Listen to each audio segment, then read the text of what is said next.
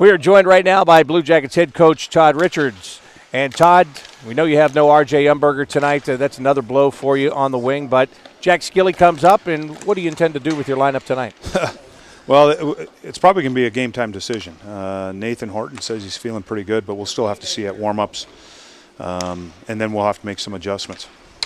When you talk about those adjustments, obviously it'd be great to get Nathan back in the lineup. But with Jack Skille coming up, how impressed have you been with not only what he did here earlier this year, but the way he was playing in Springfield just before you brought him back? Well, I wasn't able to watch him play down there, but everything I heard is that he was playing very well. And going back to the time that he was up here, he showed me a different side. You know, there was really two different times that he was up. And you know, the first time was I think the speed and maybe just nervous, whatever it was. He wasn't as effective as he was the second time. Second time he looked like a completely different player, big, fast, strong, and scored some big goals for us. So that's the Jack Skille that I remember, and I'm anticipating that's the Jack Skille we're going to get. Todd, when you talk about Nathan Horton, do you leave that up to him, or is that something you kind of got to feel out to see how you feel about how he's kind of looking and feeling at game time? You have to trust all the people around you. You have to trust Nathan, too, with what he's saying. The players know their bodies the best and how they feel.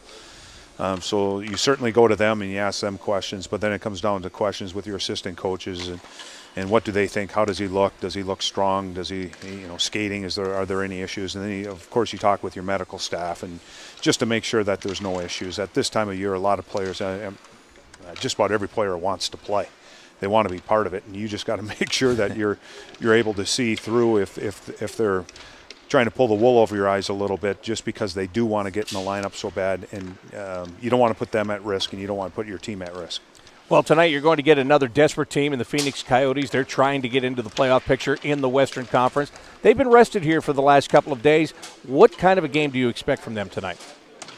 You know what? They're a very well-coached team, and they execute their systems very well. Their structure is very good. They don't deviate too much from that. You're going to see a hard, very controlled, disciplined forecheck, and you're going to see it really in all zones. I think the one thing that makes this team kind of unique and special is their defenseman on the back end. You got Yandel, who's sometimes looks like a forward out on the ice. He's a very gifted skater. Sees the ice very well, and then Ekman Larson too. So they got two guys on the back end that really add to their offense.